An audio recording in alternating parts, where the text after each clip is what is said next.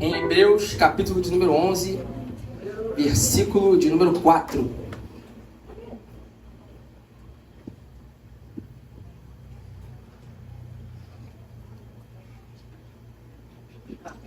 Hebreus, capítulo de número 11, versículo de número 4.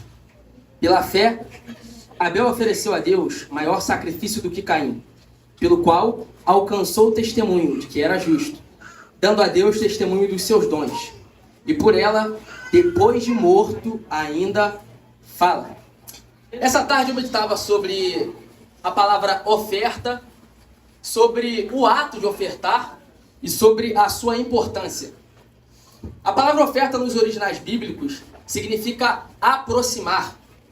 Não sei se você sabia, mas uma das formas pelas quais Deus observa o nosso grau de intimidade com Ele é através das ofertas. E eu te mostro isso através da Bíblia. Quando nós estamos analisando Gênesis, nós percebemos que Abraão é reconhecido como o pai da fé por intermédio da sua fé, do ato de fidelidade a Deus. E pela sua coragem em, talvez, sacrificar o seu filho, o único filho que ele tinha, o filho da promessa.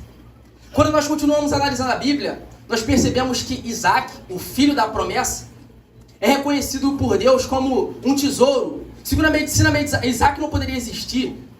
Quando nós continuamos analisando a Bíblia Sagrada, Jacó, ele é a materialização de uma promessa, porque sem Jacó não haveriam as 12 tribos. Porém, ainda que nós não tenhamos a fé de Abraão, ainda que nós não sejamos, como Isaac, a materialização de uma grande promessa, algo absurdo, inexplicável pela medicina, ou ainda que nós não sejamos patriarcas como Jacó, a Bíblia nos mostra que nós podemos ser como Abel. Abel não tinha a fé de Abraão. A fé não era uma promessa, Abel não era uma promessa como Isaac. Abel não era um patriarca como Jacó. Mas, mesmo morto, a sua oferta ainda fala.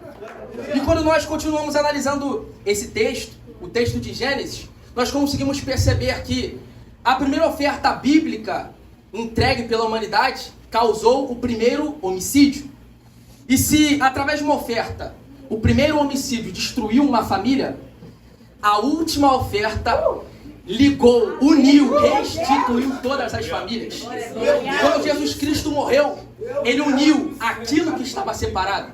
Se a primeira oferta foi capaz de destruir uma família através de um homicídio, após a morte de Abel, quando os dois irmãos trazem ao mesmo tempo uma oferta, ambos entregam a oferta de Abel é aceita por Deus porque era das primícias, a oferta de Caim foi rejeitada por Deus porque ele deu daquilo que tinha sobrado.